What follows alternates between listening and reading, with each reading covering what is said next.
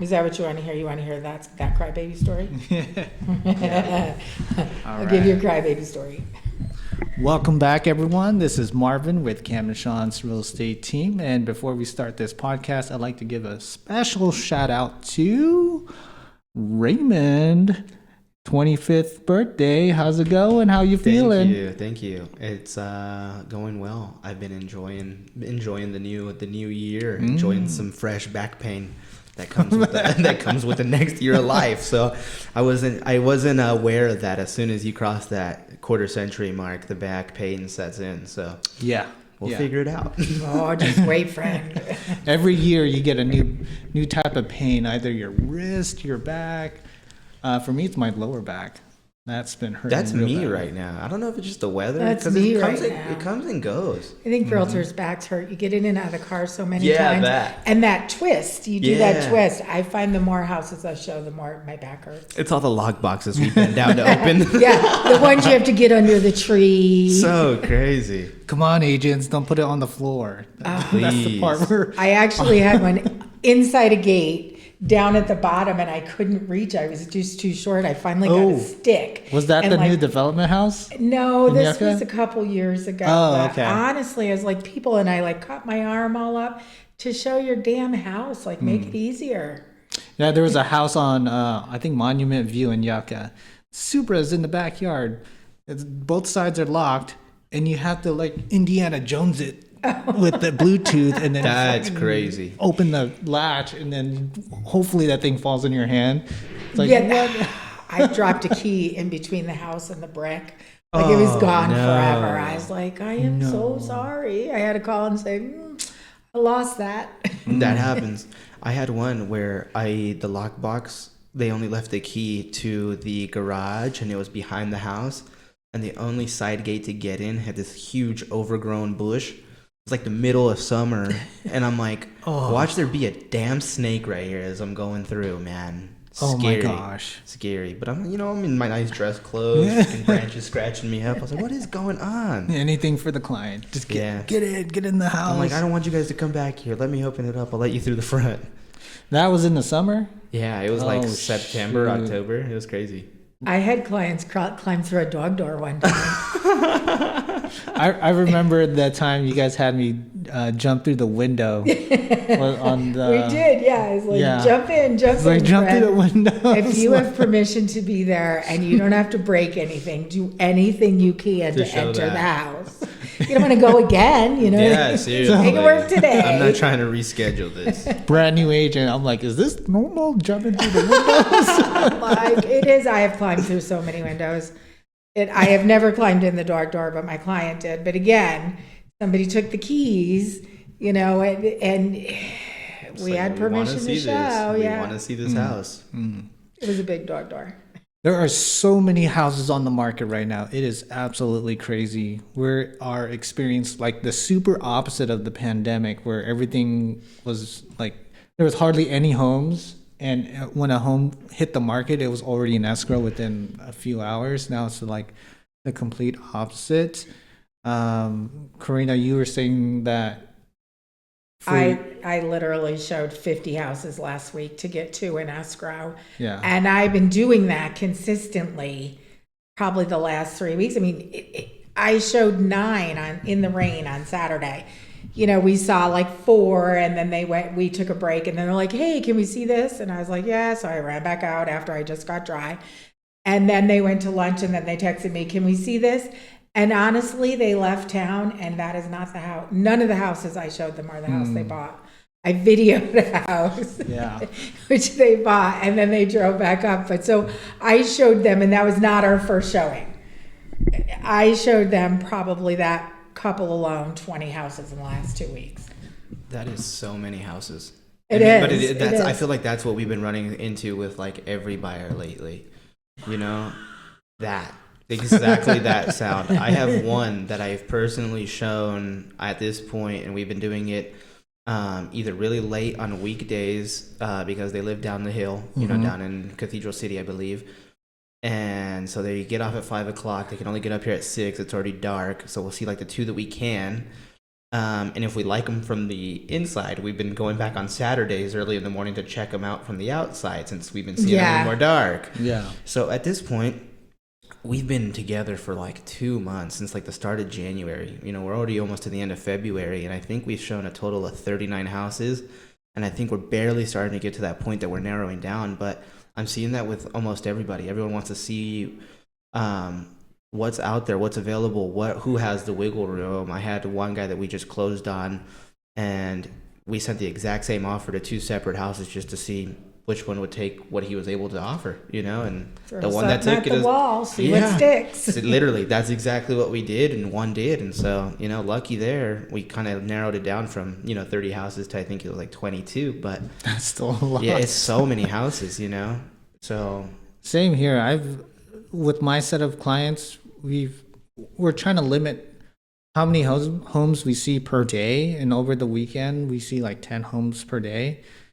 Out of all the homes, we wrote an offer on one, and that one house was not offering to pay buyer agent commission. It's like, great, out of 30 homes, only That's this a particular seller one. mistake in this market. Yeah. High inventory.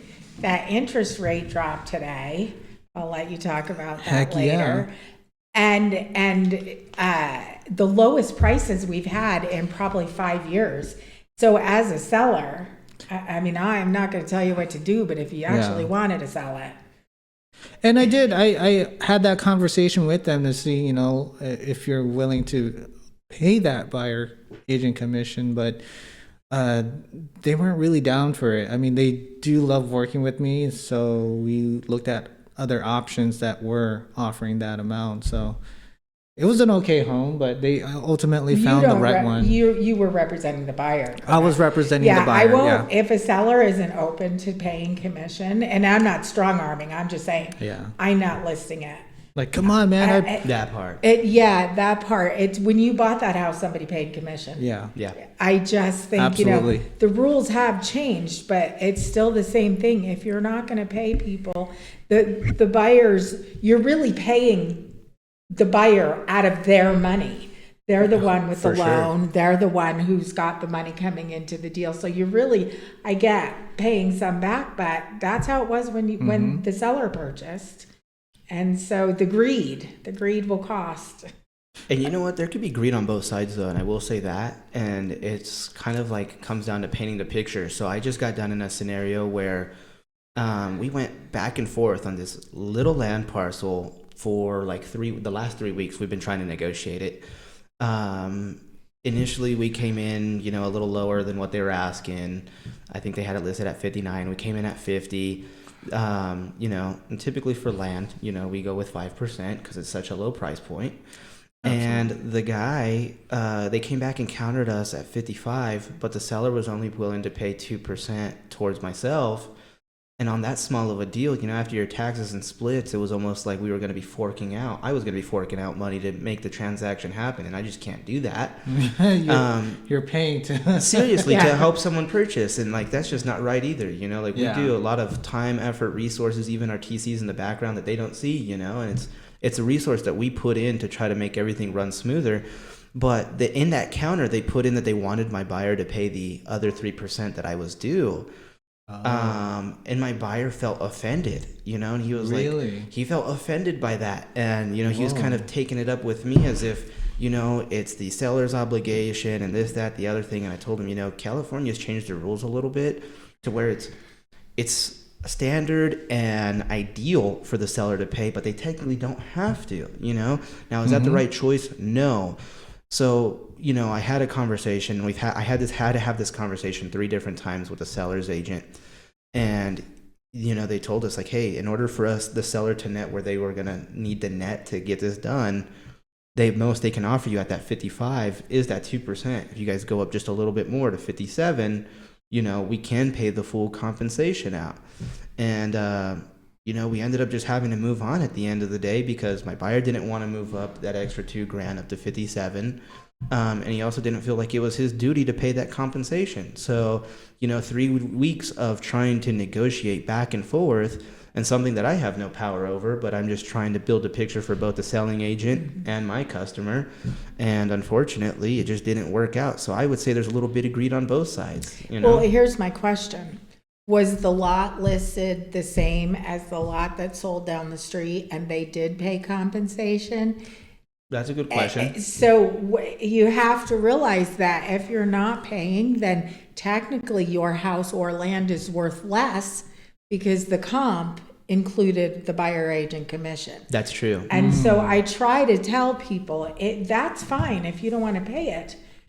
But then realize you have to list it lower because now you're not actually comparable with the Joneses next door because they paid buyer agent compensation. That's true. I do think appraisers are looking at that, and certainly they should be, because at times that can be a lot of money. Yeah, definitely. Especially when you start moving into a higher price point. It might seem really minuscule on a parcel, but for a house or something like that, you're talking about, not being able to afford, you're talking about thousands of dollars on a house, Right. And so it's so different. So if you're not paying it, then in my mind, you need to list lower because you're not comparable, at least not for real. I think that's a fair statement. I've never really thought about it that way, but it's really good to hear a different perspective on that. I did a deal where the buyer was actually happy that the seller wasn't paying buyer agent commission. Wow. And here's the twist was they lowered their purchase price and the buyer was happy that I was able to negotiate them to come down a little bit but not pay buyer agent. But at the end of the day, the guy told me it's great that they lowered the purchase price. You did a good job on, negotiating price because then the property tax is based on the purchase price. So in the long run, he's like saving little increments. Right. There are times when it makes sense, but with all the VA, USDA, and FHA loans that we have, I'm broke. You're knocking out 75% of the buyers if you're not paying the compensation. So Marvin, let me ask you, how did you address that situation and how did you end up right in that scenario with your buyer? Well, did he cover it for you? Yeah, he actually ended up covering it. I was just being completely honest with how the breakdowns of the fees, the transaction coordinator, the taxes, insurance. Nice. I showed him up front, this is what I'm making if at this percentage. And he looked at it like only $200. Like, yeah. Yeah, seriously, right? So it's like I usually charge at like $1,500, but it's like, yeah, I'm happy to do that. Get you squared away. Yeah. And it's different when you have a buyer that's willing to do that, but as long as the expectation is there, hey, we'll get you right, but help us negotiate that purchase price down, so. And absolutely, I did like guide him through the process. I gave him all the reports, all the easements and such. And I was just being really upfront with him, and because it's a Zillow lead, they get a portion of it too. Yeah, I get that. And so just trying to cover my bases, like, look, some of that commission is being paid towards Zillow. So yeah, you got to be fully transparent about it. If you don't let your customers know what scenario you're in, they're just thinking that you're not being helpful. Yeah. Transparency goes a long way when you could actually just put it out and like, hey, it's not that I don't want to do that. It's not that I don't want to represent the transaction, but like we have to get paid at the end of the day too. You know? Because at the end of the day, it's honestly the client that's paying, because the money's coming from the client. It's coming from their closing He's paying price. Zillow, yeah. For sure. Right. Yeah. So talk about that interest rate, Marvin. Oh, yeah. So there was a window when interest rate, went down to 4.9? Like 3 weeks ago, right? 3 weeks ago? Yeah. And I think Sean made videos about, now is a good time to buy. Interest rates are, 4.9? Yeah. And then 4 or 5 days later, it jumped back up to 6. Mid 6. I had one guy that was able to secure a 5.4 in that 1 week period that it was available. I saw it. I hit him up. I was like, hey, hit your lender up, because we were just starting escrow. We had just started escrow. So, I was like, hit him up and see if you could switch your rate, see if he can get you locked into one of those lower ones right now that it's going on.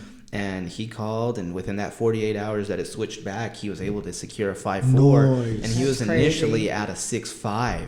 And so it helped his mortgage payment. I want to say it was almost like $300 Oh, or yeah. something like that. It was crazy, dude. He So- was stoked. You know, he was stoked. Yeah. The new interest rate right now for FHA, James Allenbach quoted 5.1 5.1 and a buy down to 5.1. 4.9. for an FHA loan. So you can Yeah, if you buy 1 point and get down to 4.9. yeah.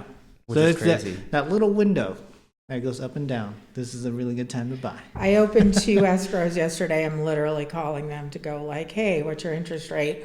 Where are you at? One's a VA, so we'll see. I don't know what the other one is, but I'd like to see my people get some lower interest rates. For sure. That's how you get that sweet spot, you know? Yeah.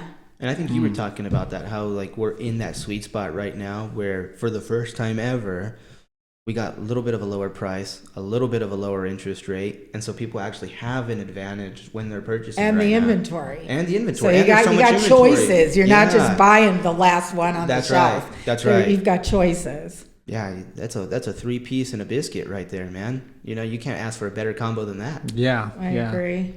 And it's right in front of you. Like it's really the best time to start making a plan and get out there. And Best time in reaching 5 out. years, probably. Heck yeah. Yeah, no, definitely. I'm reaching out to all you people. Same. Book an appointment. Literally. Let's go see some houses. Just not 50 of them. Hit me up for a list of lenders. Get pre-approved. One more shout out before we head out is but Sean Detmer just opened up Yucca Valley Golf Studio. Yeah, we're gonna be late for our session, buddy. Oh, no, I'm shoot. just kidding. Now I'm hearing good things about it. I mean, It I is. don't golf, so whatever. It is. But I don't golf. I'm trying to learn how to do it. And, you know, being in real estate, it's really stressful. It was just super relaxing having a room to myself. It's just quiet in there and you could hear like the seagulls Yeah, as if you're at the golf course and you're just like, ooh, Whacking. this is good. This is freaking relaxing. It's not that bad of a price too compared to if you were going to Palm Springs or Palm Desert. definitely. I Yeah, think they're like you know, and $100. if you looked at like a Top Golf price, man, Top Golf is through the roof, man. It's insane. It's just so expensive. You're in a nice AC or heated room, depending on what time of the year it is. And like this week, I can see why it was packed. Nobody could have got out to the course unless you were that ballsy to really go and play in the wind and the rain. But the wind was 50, 60 miles this week, easy. I thought my house was going to blow down the landers last night. It was shoot. crazy.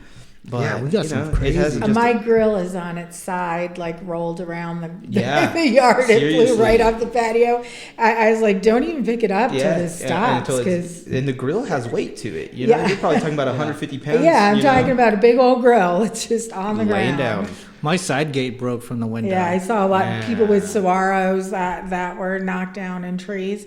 So I have a question, and this just shows you how dumb I am. So if you're right-handed and you're golfing, what way do you stand to swing? Like, are you standing like how you are right now and you're swinging that way? It's almost as if you were gonna. Yes, exactly. That is a good question. That's but not helping your tweaked back. You We- need to go left-handed, so you're going the That's other right, way. yeah, Get out that the door. second side there. Out that passenger but side. we have a pro in the house. Sean will tell us the best way to swing if I'm right-handed. What Karina asked. What is my stance? Should I? Yeah, let's see your stance, which way you're swinging. My So, it's like a baseball Okay. bat, right? So if it's the same thing like you do with a baseball bat, Oh, okay, cool. it would be on the left side of the plate. Okay, so the same way you twist when you get out of the car and break your back is in real time. Right. So you need a golf left-handed. So, lace your fingers, go down, just slightly bent at the knee. Okay. You're more leaning over. I was not lacing my fingers. You just twist like that. That explains why maybe when I went to swing, the ball went towards me and almost hit my Yeah. face. Yes. For sure. I have golfed once or twice, but I end up putting all the dirt back in. That's what I just divot. I'm just not. Never again. I make so many divots. Let's go to the studio. Let's practice. All right, guys. So we're gonna end our session with some Yucca Golf Studio. I'm gonna throw in some clips over there and show you what it's like. See you guys.